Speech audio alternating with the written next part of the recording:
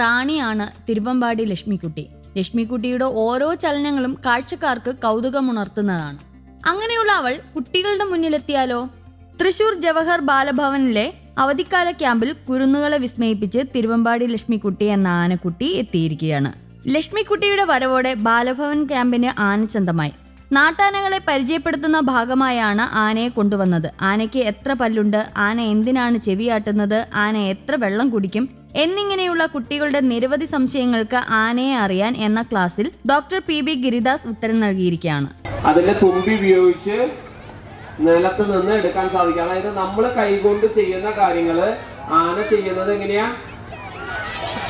തുമ്പിക്കൈ കൊണ്ട് വെള്ളം കുടിക്കും. എങ്ങനെ വെള്ളം കുടിക്കുക? തുമ്പിക്കൈയില് വെള്ളം വലിച്ചെടുക്കും. പൈപ്പില് മോട്ടർ എടുക്കണ മാതിരി വലിച്ചെടുത്ത് അതില് ആ വെള്ളം വായിലേക്ക് ഒഴിക്കും.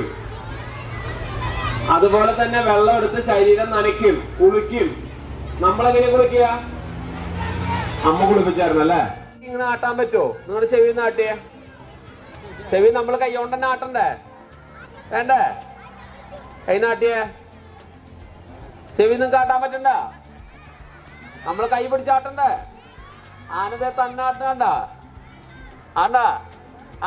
കുട്ടികൾ തണ്ണീർ, മത്തൻ, വെള്ളരി, കൈതച്ചക്ക, പഴം എന്നിവ ലക്ഷ്മിക്കുട്ടിക്ക് നൽകി. അടുത്ത് കാണാനും തൊട്ടു നോക്കാനും ലക്ഷ്മിക്കുട്ടി പോകുന്നതുവരെയും കുരുന്നുകൾ ചുറ്റിപ്പറ്റി നിന്നു.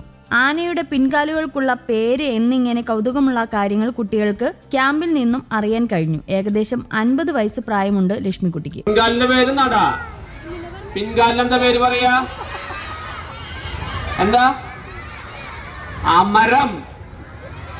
അമരം. ഓർക്കെ പറഞ്ഞ അമരം.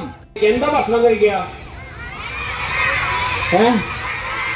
ഓല, പനമ്പട്ട, തെങ്ങിൻപട്ട, കൈതച്ചക്ക.